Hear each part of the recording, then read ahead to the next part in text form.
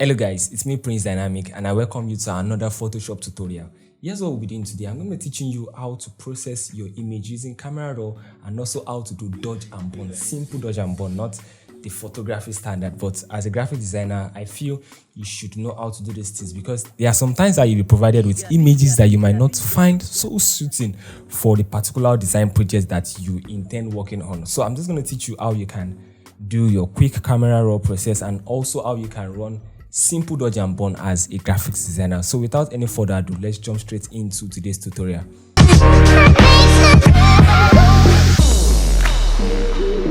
Alright guys, so first of all, when working on any design project, it is very important to take note of this stuff.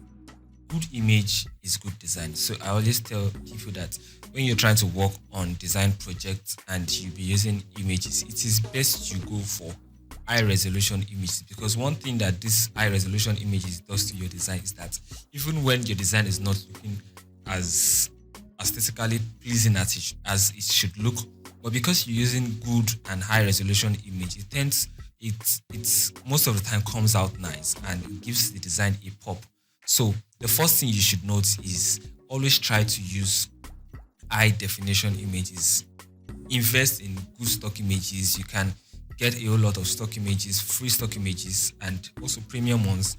You see some sites that you can always get free ones. That's pixel.com. You can get from FreePix as well. You can get from Shutterstock. We have iStock and a whole lot like that. So you can just browse online. You can just check them out online, so you can know how to get these images as well. Always invest in high quality images. But there are some cases that you'll notice that you might not be getting the kind of images that you really hope to get. Yeah, there are cases like that you might not get the kind of images that you really hope to get. So I'm just going to show you a few tips to further enhance your image, and I'm going to be doing two processes as well. I'm going to be teaching you dodge and burn. That's as a graphic designer level, not as a photographer, because there's something the photographer calls micro. They call it global dodge and burn. They also call one micro dodge and burn, and it takes a whole lot of time. But I'm just going to teach you a simple way of doing this. And I'm also going to use my camera raw to process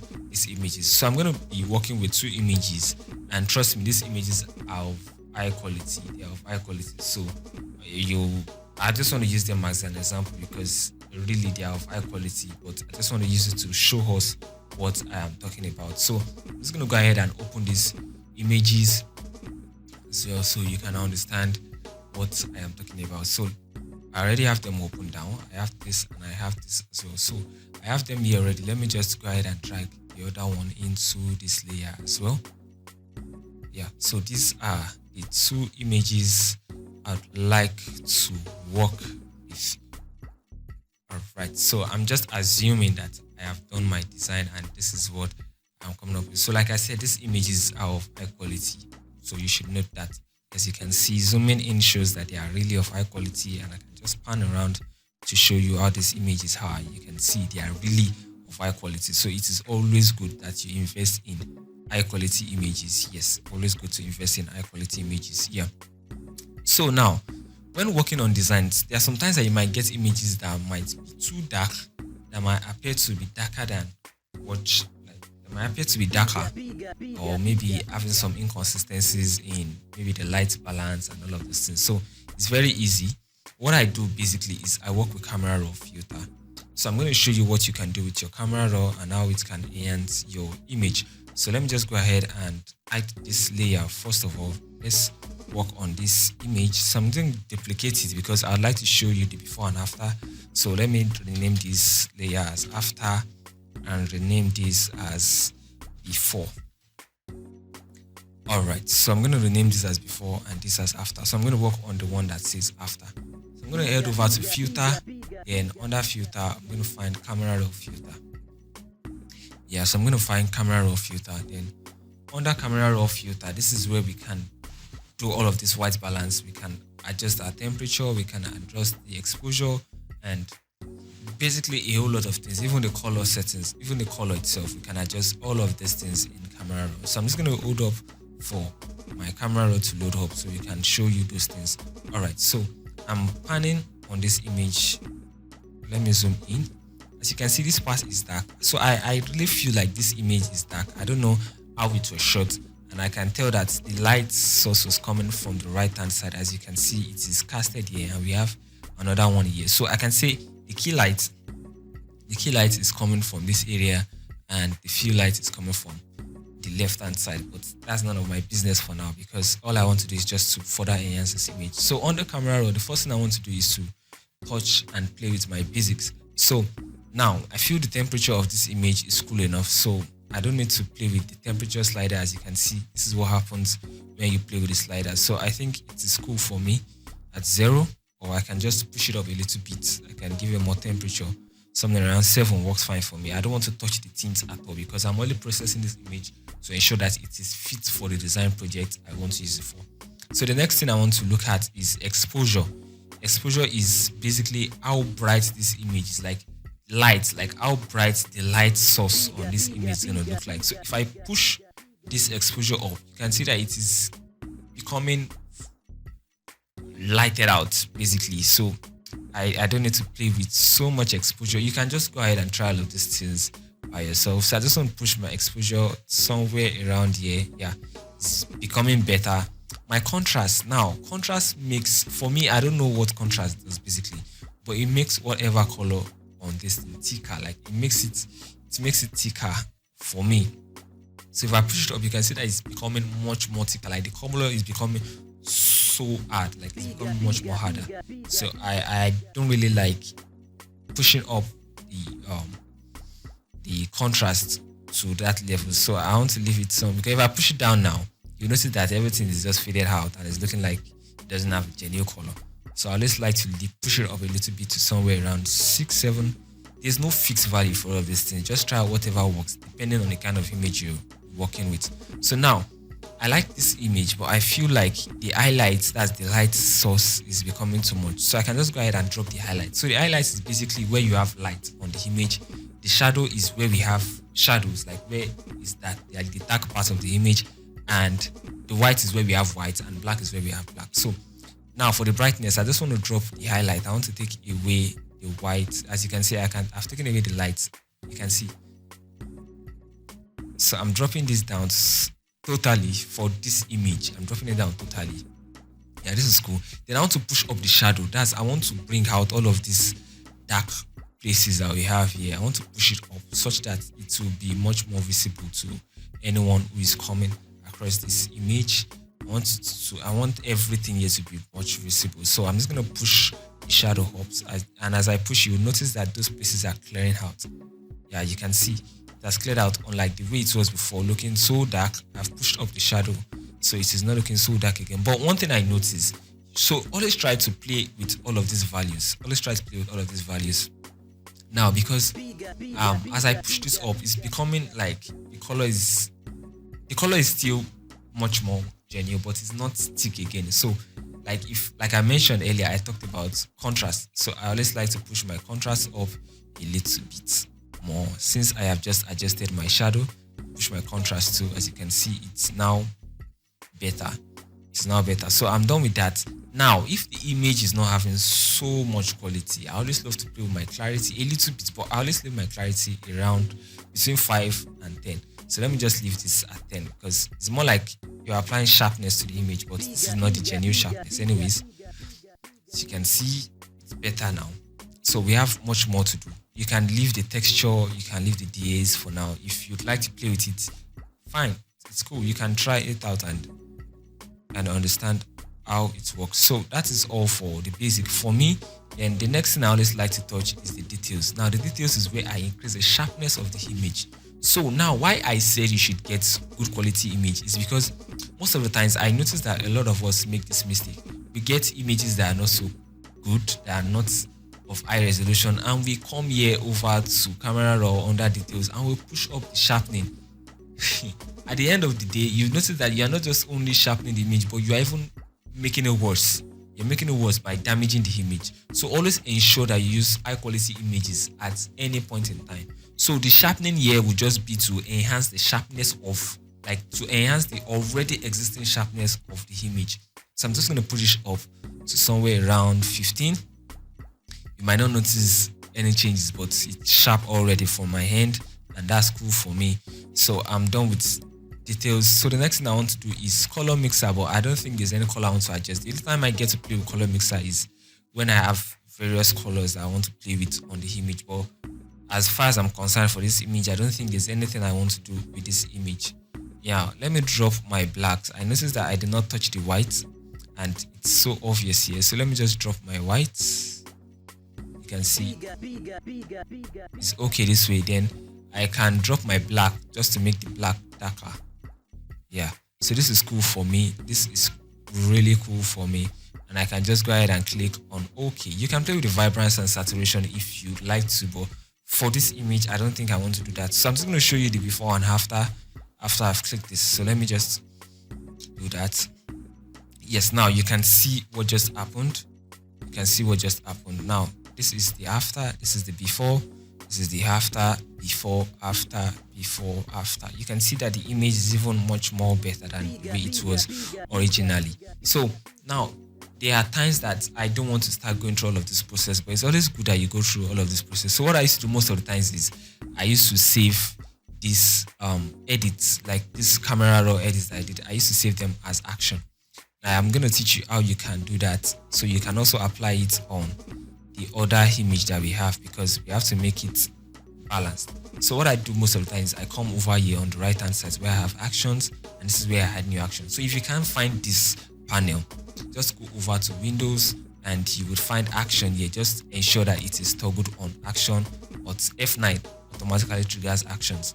So for you to create a new action, as you can see, I created a folder where I added my own actions, like my personalized actions. So I can just create a new folder by clicking this. Then this little plus icon means new action. That means you want to record a new action. So I'm just going to go ahead and click on that, and I'm going to rename it as enhance image. Let me just save it as enhance image. Yeah.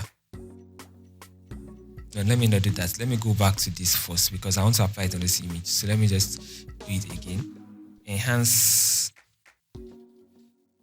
image. So it's going to record every action you do from this moment. So if I add the layer or review the layer, it will record all of this action. So I don't want to do that, because what I just want basically is to have the camera raw edits that I did. So now on this image, I'm just going to go over to filter. Since the last thing I did was camera raw filter, it's going to apply the last settings that I did. So I'm just going to do that camera raw filter, and it's automatically apply whatever edits I did on the other image. So as you can see, it's now better. So I can now go ahead and stop recording. It has saved this as an action now.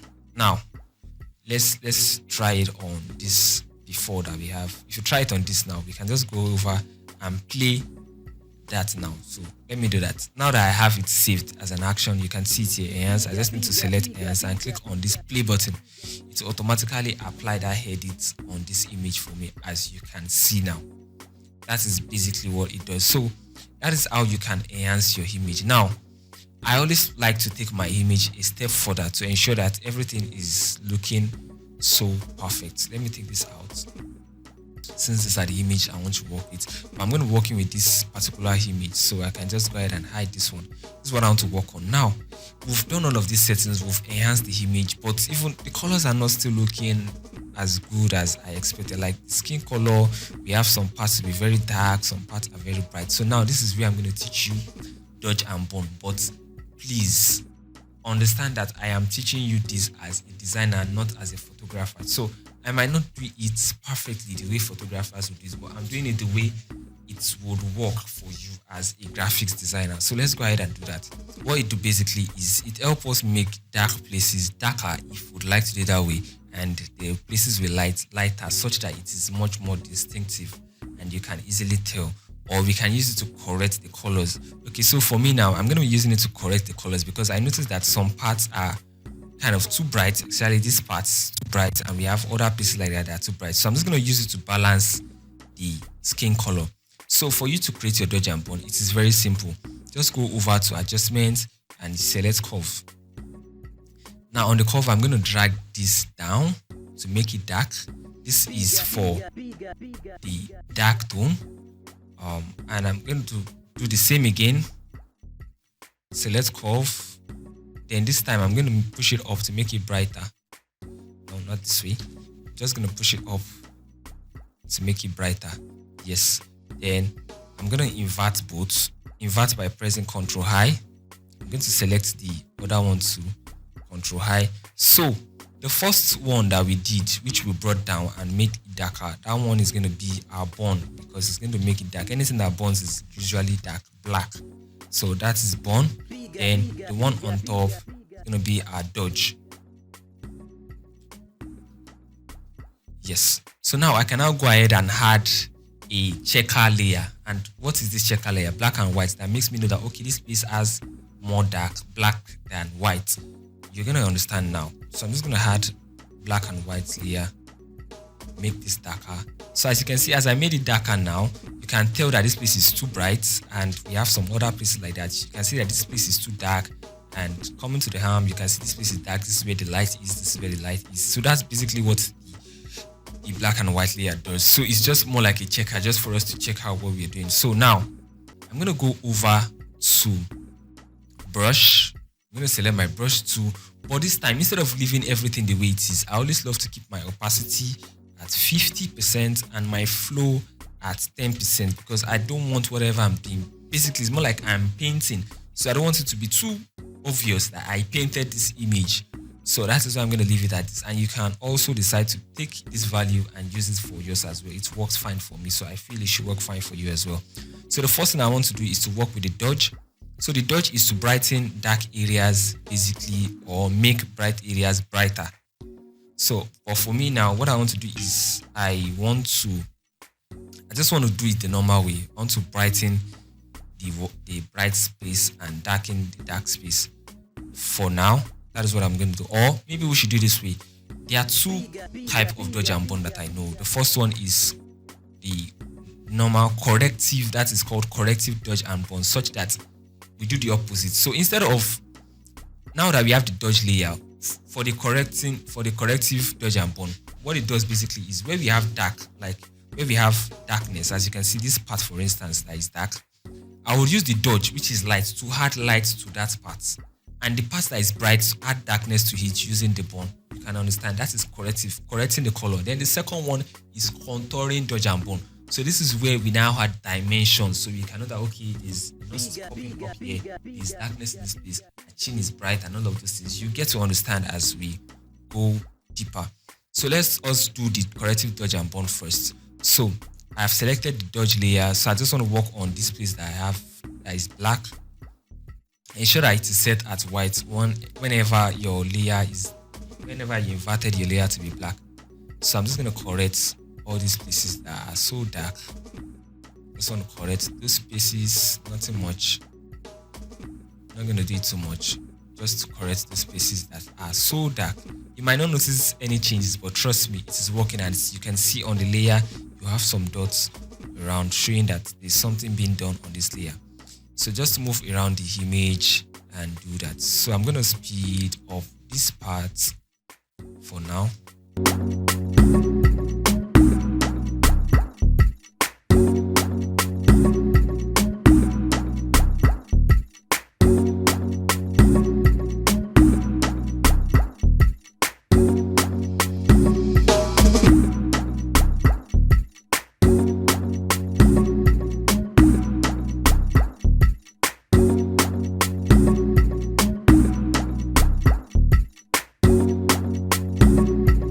Alright guys, so I'm done with dodging. So what I just did basically, I have brightened those areas that is very dark. So let me show you. You might not understand what I'm saying. So let me toggle off the black and white, as you can see, and let me toggle off this dodge. As you can see, you can notice the changes. You can see that those areas there were normally black, they were originally dark, so dark, and now brightened up a little bit. As you can see the neck region that used to be very dark, now brightened up. So now we're going to work on the burn. Now what we're going to do with the burn is still on the corrective dodge and burn. What we're going to do is we're going to darken these areas that are too bright. So let's turn on the black and white layer. Now we're selecting the burn. Don't forget, we are making dark those bright areas.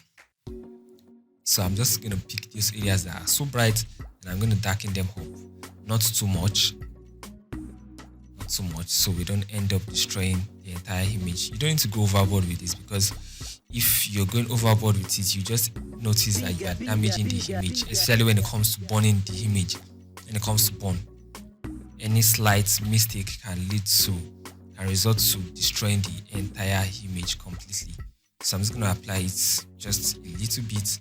Now I'm coming over to the hand. This is the part that is bright, just darken it a little bit. Not so tough, not so hard, not too much, just darken it up. As you can see, without even turning off the black and white layer, you would notice that there are changes already. Notice the changes already. So I'm going to do that for the other hand as well. Just going to darken the space where we have white, where we have brightness. Sorry, I'm saying white for dark, for light. So now I'm done with this as well. So let's just, okay, let me zoom. Okay, I think we've done that. I'm done with this. So let me go ahead and turn off the black and white, turn off the dodge. Now we're left with the bone. As you can see, you'll notice. But now with everything, it makes much sense.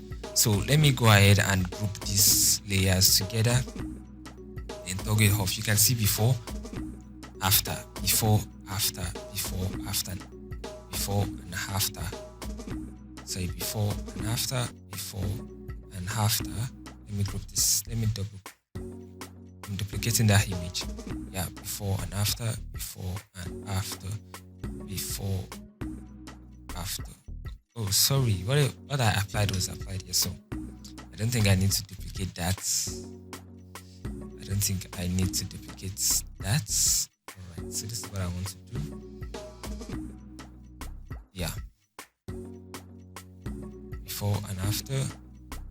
Before and after. So now we are now going to do contouring, because it looks like this image is damaged already, but trust me, it is not damaged yet. So we're going to the contouring. So the contouring dodge and bond. So I'm going to do that now. But first I need to merge this layer. So to merge the layer, I'm going to do it as I'm going to press down Ctrl Shift Alt E to automatically merge this layer up, as you can see. So I'm going to hide this group, or maybe I can just bring it down since I'm not using it. Now I can now work on this image now. I can work on the image now and do the normal dodge and bond. So same process, nothing is changing. We are working with with the curves, dark, a little bit, invert, another adjustment curve, then push it up, push the line up, not too much, doesn't need to be too much, somewhere around here is cool, invert, yeah, that is cool, that's perfect. Then we can now add black and white again. Make it darker so we can tell now. Now we're going to let everything remain the way it's supposed to be. So this is our dodge layer,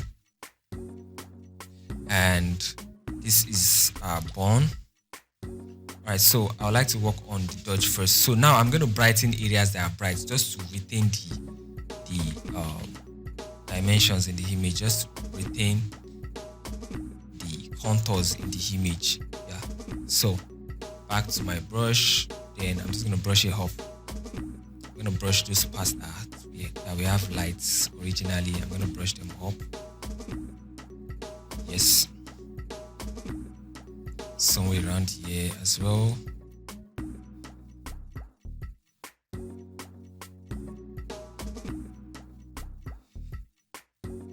Just basically this area that we have lights, that is light. So I'm moving over to this part. Let me move over to the neck and make it better. Let's increase this and make it better.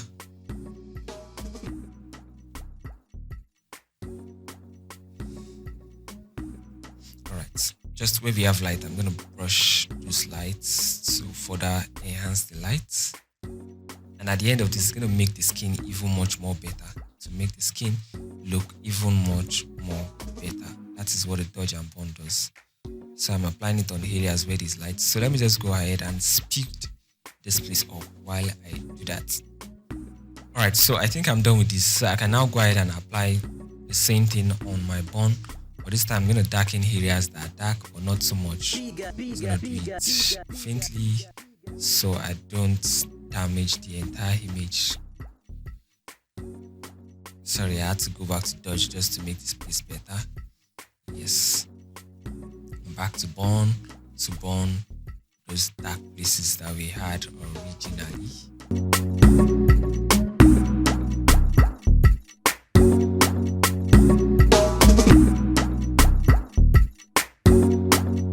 Alright guys, so I'm done doing that. So now I can go ahead and hide the black and white layer. As you can see, this image is now better. You might not notice for now, so let us go ahead and group them.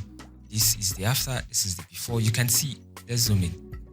Before, after, before, after, before, after. You can see that the image is much more better now compared to the way it was originally. So that is basically how to get the best out of your image. So let us go ahead and drag in the image that was used, that we brought in originally, so you can see how it looks like and you can now compare. Now look at these two images.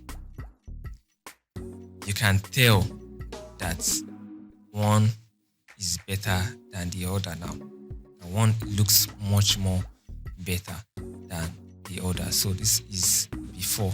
You can see comparing both images, this one makes much more sense. So that is everything that we'll be doing for processing your images. So that's just basically everything, guys. Thank you very much. So if you're interested in enrolling for the Ultimate Design course, this course is super deep. Trust me, I'm going to be teaching a lot in this course, and it's actually pre-recorded such that you can always take the course whenever you like. It's called the Ultimate Design course. I'm just going to leave a link to the course so you can enroll, because the 50% promo is ending this week Thursday. That's the time I'm recording this video. So it's going to end 25th of August 2022. So if you're interested, you can use the link below to get 50% off to this course. And trust me, I can't wait to have you in the Design Academy as well. Thank you very much. So thank you guys. We've come to the end of today's tutorial, and I would really love to see you in the next tutorial. But please, before you leave, kindly do well to smash the like button if you like this video. And if you feel there are other things I can do to make it better, you can as well leave that in the comments. If you have questions, you can leave them in the comments. And please don't forget to subscribe to my channel. It is very important. Help me grow. Help me grow by subscribing to my channel. Thank you very much. See you in my next tutorial. Peace out.